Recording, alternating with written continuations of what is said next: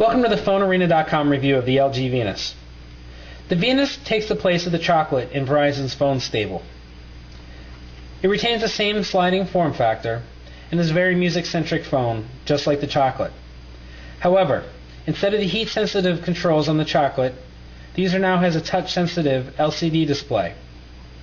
This display is pressure-sensitive, meaning the user can use items such as a pen or stylus, or can be wearing gloves and still operate the screen. When pressing a button, the user feels a slight vibration, and the button has a small animation. The design of the phone features a highly mirrored front finish with a chrome trim. On the left side, you have a 2.5mm headphone jack, a volume rocker, a voice command key, and a charging port. On the right is the micro SD slot, music button, and camera button. The back of the phone features the 2-megapixel camera up top, as well as a single speaker at the bottom. The back of the phone is constructed of fake leather, which gives the phone a very cheap feel, something we're not accustomed to in LG's phones, especially the high-end ones. Pushing the button up top, the battery cover comes off to reveal the battery. The keypad itself, while you might not be able to tell here, has a pattern on the different keys. The send, end, 2, 4, 6, 8, star, and pound keys are all glossy, while the other alternating keys are all flat. This gives them a diagonal pattern and looks pretty slick. However, this plastic here is a dark navy blue and clashes with the black background. The phone will be available in pink as well, which hopefully means that the color scheme will go a little bit better. The menu on the Venus gets its own skin. However, it's the same menu found on pretty much any Verizon phone on the market. You have your standard options such as music, get it now, messaging, contacts, recent calls, and settings and tools. When you select a menu, and as you can see there, we pressed the button, felt the vibration, and saw the animation, but the menu did not actually respond. We found that to be rather annoying and quite common with the Venus. Back to the menu.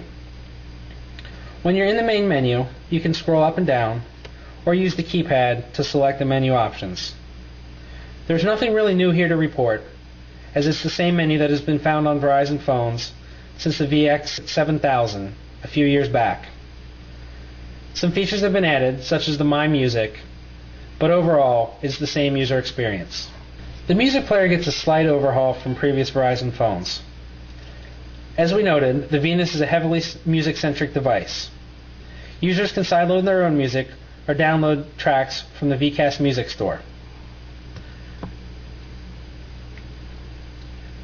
The user simply presses the play button, and the song loads. As you can see, after a second, the previous and next track will load in a cover flow-esque format. Hitting next, and everything converts over. This music player is hideable, meaning that you can listen to music while browsing the web, sending text messages, or playing around in the phone menu system.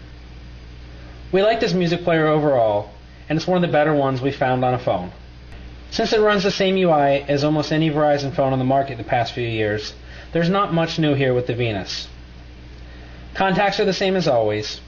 The user can add up to 1,000 contacts here, with multiple numbers and email addresses per entry. However, there's only a single spot for name entry, which means you can't sort by first and last name, and you must search by the first letter. The tools are fairly standard.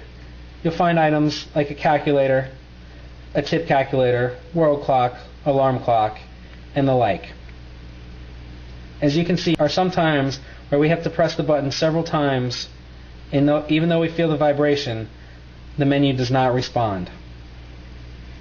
The Venus uses Verizon's WAP portal to access the web. This is not an HTML browser as found on the Voyager. This means the user is limited to what they can do.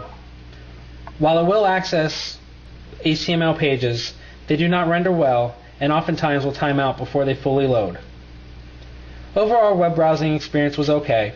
It's nice and quick over Verizon's EVDO network. However, we like the full browser found in the Voyager much better.